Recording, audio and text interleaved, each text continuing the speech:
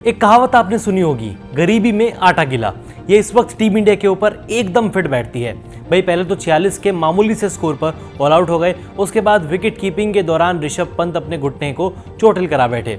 अब ये गरीबी में आटा गीला नहीं है तो और क्या है। मतलब एक तो खराब बल्लेबाजी, ऊपर से ऋषभ पंत जैसा धाकड़ बल्लेबाज चोटिल हो जाना, उसके ऊपर जो ध्रुव जुरैल उनकी एब्सेंस में विकेट कीपिंग कर रहे हैं, वो विकेट कीपिंग तो कर सकते हैं लेकिन बैटिंग नहीं कर सकते। भाई ये टीम इंडिया तो मुसीबत में फंस चुकी है। खैर, ऋषभ पंत के ऊपर अब एक लेटेस्ट अपडेट सामने आ रही है। तीसरे दिन का खेल शुरू होने से ठीक पहले बीसीसीआई ने सोशल मीडिया प्लेटफॉर्म पर इसकी जानकारी दी। उन्होंने एक पोस्ट शेयर करते हुए कहा कि ऋषभ पंत तीसरे दिन भी मैदान पर नजर नहीं आएंगे। मेडिकल टीम, बीसीसीआई की जो मेडिकल टीम है वो लगातार ऋषभ पंत को रिकवर करने के लिए जुटी हुई है, मेहनत कर रही है। ऋषभ पंत तीसरे दिन मैदान पर नजर नहीं आएंगे। चौथे और पांचवें दिन को लेकर अभी तक कोई अपडेट सामने नहीं आई है, लेकिन ऋषभ पंत फिलहाल उनकी जो इंजरी है वो काफी सीरियस नजर आती है। आपको बता दें कि India versus New Zealand test match के दूसरे दिन ऋषभ पंत विकेट कीपिंग के दौरान खुद के दाहिने घुटने को चोटिल करा बैठे थे। न्यूजीलैंड की पारी के 37वें ओवर में गेंद को कलेक्ट करने के प्रयास में उसी घुटने में उनको चोट लगी जिसमें दिसंबर 2022 में कार एक्सीडेंट में उनके घुटने की सर्जरी हुई थी। यानी कि जिस घुटने की सर्जरी हुई थी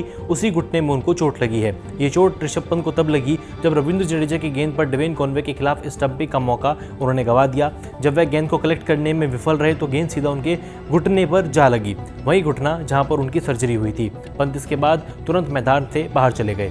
हालांकि जब बॉल ऋषभ पंत के घुटने पर लगी थी वो उनको दर्द में देखा गया। फिजियो मैदान पर आए और फिर वो फिजियो के सहारे मैदान से बाहर चले गए और फिर ध्रुव जुरैल ने आके विकेट कीपिंग का मोर्चा संभाला। हालांकि दूसरे दिन का खेल खत्म होने के बाद भारतीय कप्तान रोहित शर्मा प्रेस कॉन्फ्रेंस के लिए आए, जहां पर उन्होंने ऋषभ पंत की इंजरी पर बात की। कप्तान साहब ने कहा, दुर्भाग्यवश गेंद उसी घुटने पर लगी है जिस पर उनकी सर्जरी हुई है, उस पर थोड़ी सूजन है और आप जानते हैं कि इस समय मांसपेशियां काफ़ी कोमल होती हैं, इसलिए ये एक एहतियात उपाय है। रोहित शर्मा ने आगे कहा, हम कोई जोखिम नहीं लेना चाहते, ऋषभ भी कोई जोखिम नहीं लेना चाहते क्योंकि उनके उसी पैर की बड़ी सर्जरी हुई है। रोहित शर्मा ने कहा कि उम्मीद है कि ऋषभ पंत जल्दी ठीक हो जाएंगे और जल्द मैदान पर नजर भी आएंगे।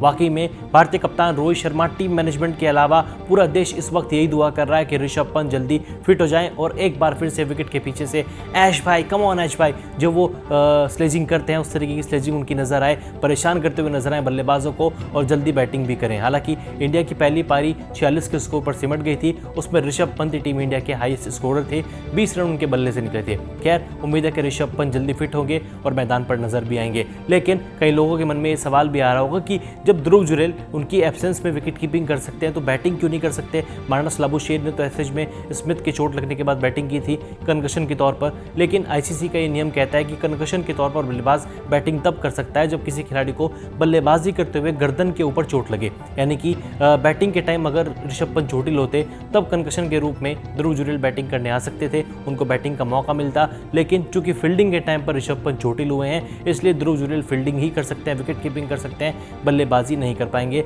बल्लेबाजी के लिए पंत को ही मैदान पे आना पड़ेगा।